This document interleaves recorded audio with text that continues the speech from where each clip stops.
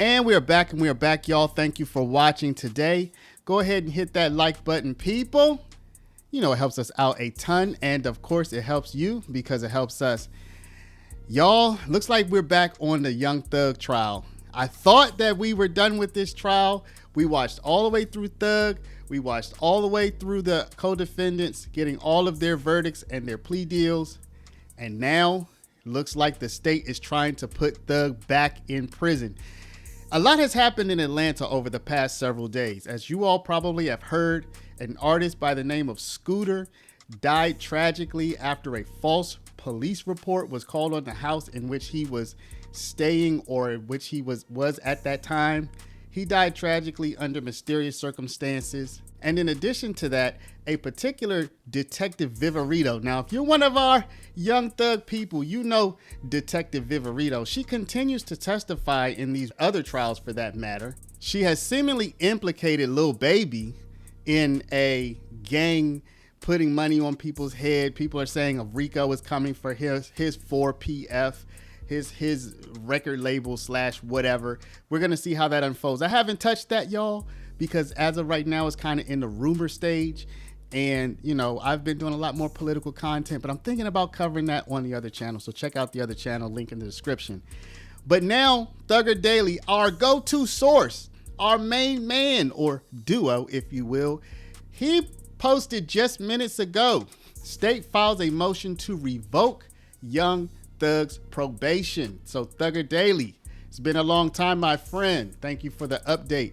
Let's take a look and see what this is all about. We're just gonna hop right to the background. On October 31st, 2024, defendant Jeffrey Williams took a probationary plea deal. Now, at the end of this video, I am going to play the audio of everything that the judge said during his plea deal, okay? So if y'all wanna see that, that's gonna be at the end of the video. So what happened now? Investigator Marissa Viverito is currently testifying in a multi-defendant gang murder preliminary hearing, which remains ongoing and is set to reconvene Monday, April 7, 2025. During this hearing, the court explicitly ordered the witness not be shown on television while testifying. Despite this order, a known blogger violated the court's directive by posting on social media, quote, "She doesn't want to be shown on screen, ? Well, here she is, along with a photograph of Investigator Viverito." Now, there are a lot of photographs that have been going around of Viverito for some time. On Tuesday, April 1st, 2025, Jeffrey Williams, aka Young Thug, amplified this act by reposting the image with the caption, quote, "Marissa Viverito is the biggest liar in the DA's office." This post quickly went viral, amassing over 2 million views, with thousands of comments and retweets, many of which included direct threats to Investigator Viverito and her family. So there are a bunch of threats here. And now it says this is a pattern of intimidation and court undermining. This is not an isolated incident. It is part of a calculated campaign of intimidation, harassment, and misinformation designed to undermine the legal process. Social media has been used as a tool to manipulate public perception, spread misinformation, and instill fear. These efforts have also included attempts to exploit the court's perceived stance of disdain toward the state by referring to Your Honor as YSL Whitaker. This ongoing manipulation, doesn't that seem like manipulation? Seems like the prosecutor's trying to manipulate Whitaker, like, hey, do something. They call you YSL Whitaker. You have to prove that you aren't. Anyway, and I continue. This ongoing manipulation of public perception through social media is intended to obstruct justice, silence witnesses, and threaten those who enforce the law. So now here we have the exhibit. Oh, so here we have infamous Sylvia. Hey, Sylvia, if you're seeing this. So it looks like Young Thug reposted. Now, y'all, these are stock photos. Not stock photos, but these are photos of Viverito that you can find online. This is not from the court. So not really sure what the basis of this would be, considering Viverito's photos are online for people to find. These photos do not come from her testifying in court. These photos, we were passing these around last year, okay? So not really sure what this is all about, okay? And so here are some of the exhibits, y'all.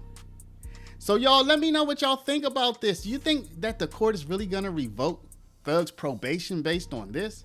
That seems like it would be mighty petty. I don't think so. I really don't. But let's see. Let me know what you think in the comments. But before you do, y'all, help this post go viral. Help this go viral. Hit the share button. Share it out over all your social mediums, text message, email, Instagram, Facebook, Snapchat, all of the mediums. Also, if you haven't, y'all, this is a throwback. Make sure you give a like to this. And also, if you're not a subscriber, please do subscribe. Y'all, let's pray for Thug. I don't think he's going back to jail for this. But y'all let me know what you think. And we're going to shoot now right into Judge Whitaker's conditions for Thug's probation, just in case you didn't see that previously from October when we first covered it. Thank y'all for watching. Love y'all, and we'll get right into it. Well, I appreciate it. And I appreciate that you do realize how much of an impact you have on people. I mean, it's past your neighborhood. It's worldwide, especially young people. And having come up from where you came up from and living in and around that, you know that gangs are damaging to our community. And it may be that a whole lot of rap music and the rap industry is, I mean, honestly, it sounds like a modern day version of kind of WWE wrestling that used to be on television, where people would just get up and posture and act like they hated each other. And it may be that that's a lot of what is going on in the music industry with rap. But whether it is fake or not, it has tremendous impact on kids and young people who think, this is cool, this is what I want to do. Look at him, he's a millionaire. I can do that by being, you know, a gangster in the streets. And that's not true. What you're likely to have happen to you if you're a gangster in the streets is you get shot, you get killed, or you get thrown in prison. And those are, you know, by far the most likely outcomes.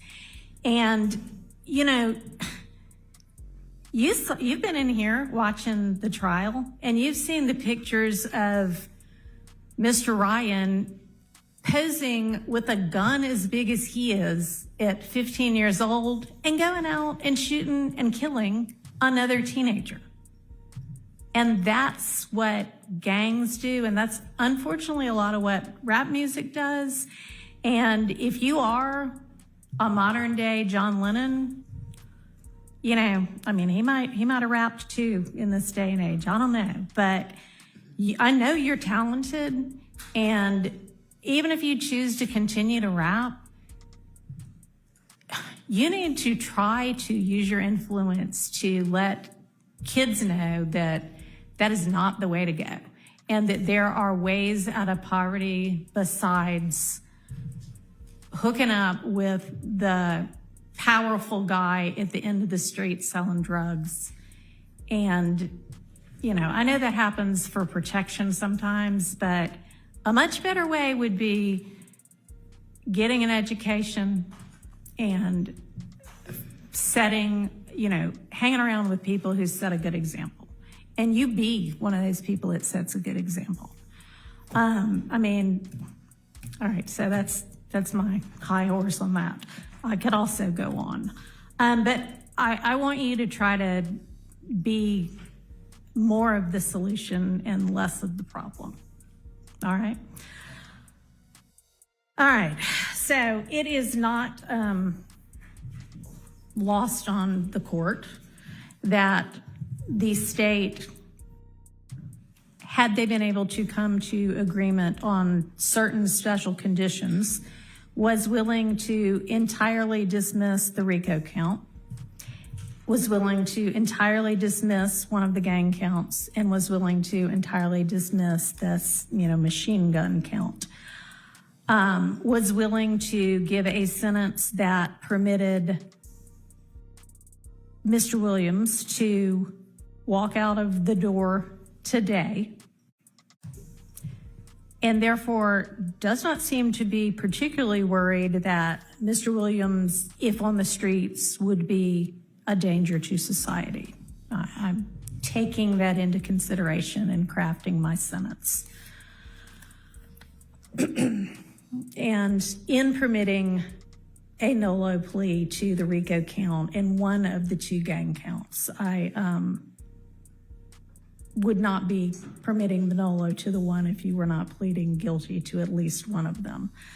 But you are, and y'all admit a factual basis for the counts that you are pleading guilty to. I find there to be a factual basis for those counts, and for the remaining counts with which you are charged, I am going to impose a sentence, and I've taken a little bit of the suggested special conditions from the defense and a little bit of the special conditions suggested by the prosecution.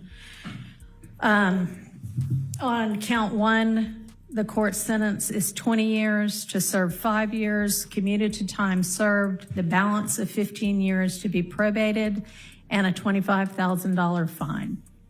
On count 2, the sentence is 5 years to serve, commuted to time served. That's the minimum sentence that's permitted on that count.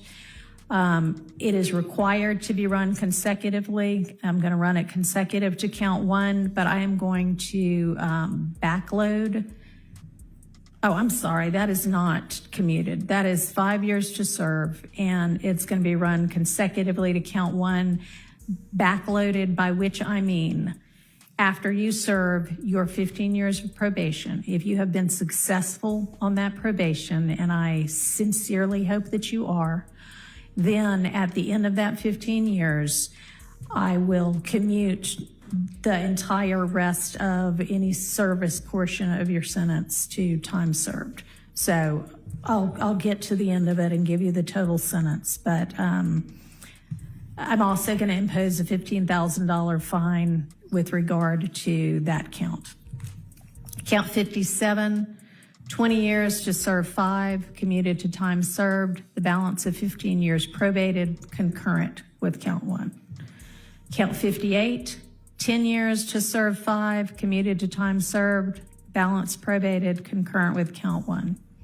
59, 5 years to serve, commuted to time served, concurrent with count 1. 60, 5 years to serve, commuted to time served, concurrent with count 1. Count 61, 5 years to serve, that is required to be also a consecutive sentence, so that's going to be run consecutively to count 56 and backloaded. Count 62, 10 years to serve, also required to be served consecutively, that's going to be consecutive to count 61, also backloaded. So essentially, the total sentence is 40 years to serve the first 5 years in prison, but commuted to the time that you have already served, followed by 15 years on probation, followed then by the backloaded 20 years, which can be served in custody and will be served in custody if you are not successful on your probation. If you are successful in completing your 15 years probation, that will be commuted to time served.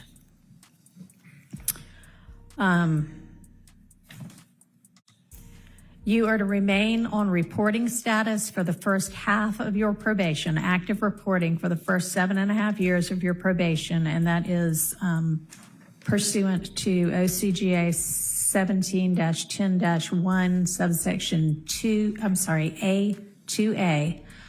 And Mr. Steele and Mr. Adams, in order to keep him on reporting status, there needs to be good cause shown. We all concede that good cause is shown here? Stipulate. All right, I appreciate that. Special conditions of your probation. What good cause? What do you mean? Can I have a second, Your Honor? Sure. Let the judge.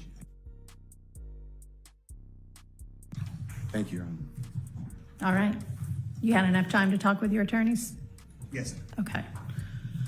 All right, special conditions of your probation.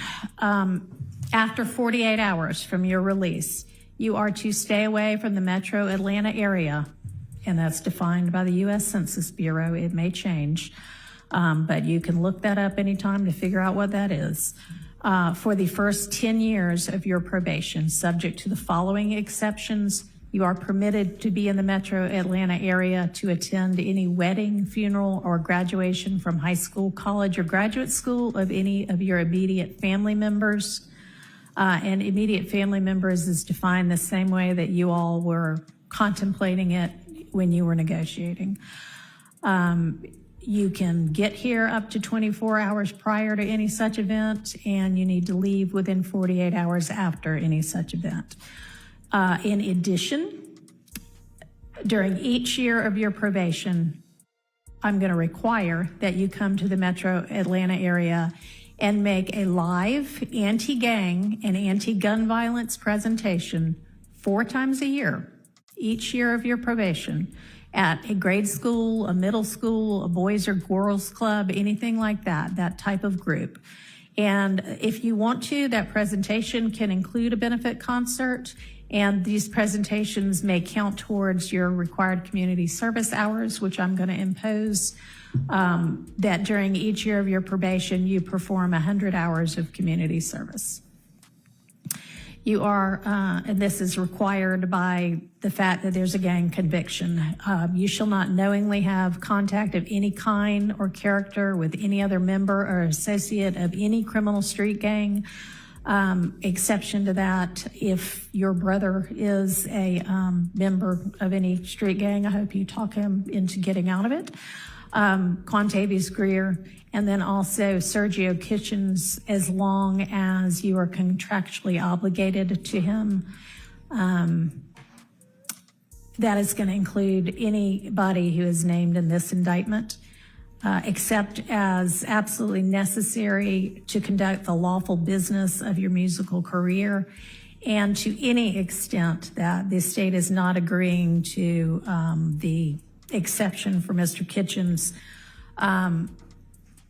In the event that that part is not enforceable because it is only a portion of a special condition, going to provide that that be severable from the rest of this, and I'll put some case cites in the Senate sheet for that.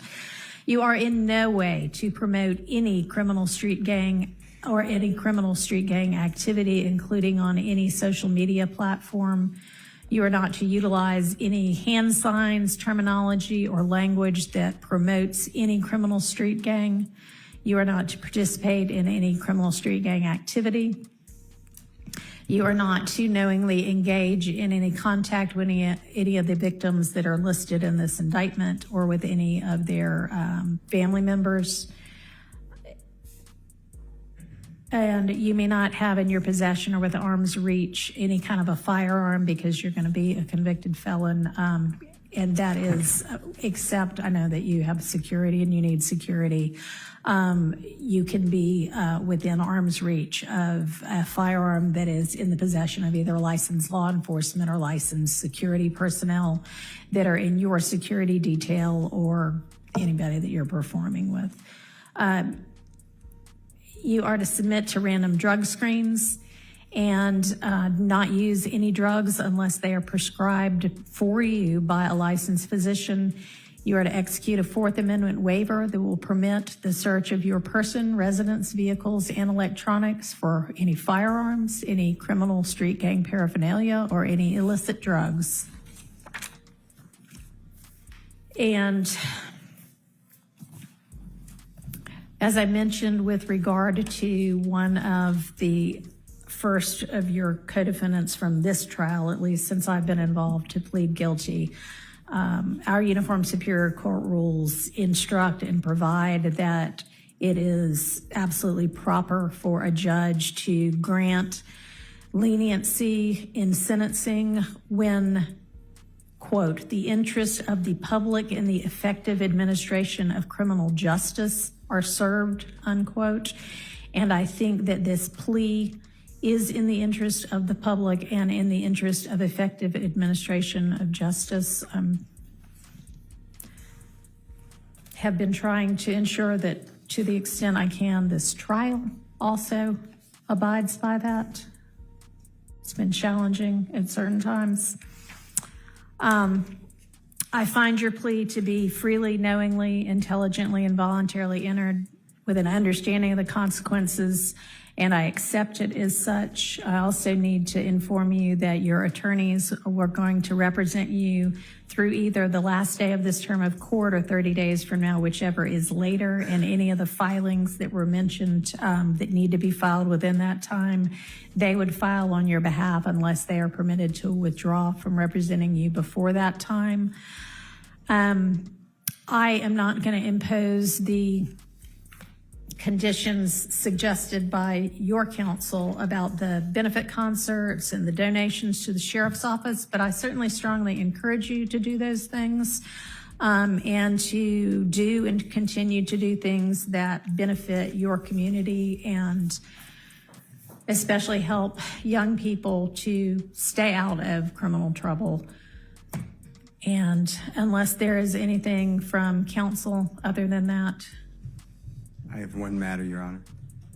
Okay, and does the state as well? Yeah. Your Honor, with regards to Mr. Williams being permitted to come to the Metro Atlanta area or Cleveland Avenue area for funeral or the other items, right? Can you also consider, God forbid, there's a serious medical condition of a person that in is his immediate family, certainly we can add that. And I also meant to mention, because I know you do travel all over in order to pursue your career, that it's permissible for your probation to be transferred to out of state, and that has to be done through probation, but that is fine with the court. And you may also keep your, nobody's mentioned it, but keep your passport and travel out of state and internationally to the extent that you need to do that for business purposes as well. All right, Mr. Body. Yes, very briefly. Thank you. The district attorney just wanted me to urge the court, due to the fact that the Thomases have been negatively affected incredibly traumatically by what has been discussed by both parties here today, to make a brief statement as she believes that they fall within the exception or within the bounds of Marcy's law. If the court would allow, I understand the court made a ruling earlier as it relates to that, but she wants All right. Thank you. And I appreciate, well, I cannot even begin to understand what they must, anybody must be going through when they lose a family member to violence or criminal violence. Mr. Williams himself has expressed his own sorrow to the family. I, again, am going to stand by my belief that the appropriate time to hear a victim impact statement from them is at the close of the trial that contains the murder count with regard to their family member. Yes, sir. All right. Thank you. Okay. Court is adjourned. Good luck to you. And I'm going to have there better be no violations, but if there are any, you're coming back to see me. Yeah. All right. Thank you, Your Honor. Hey,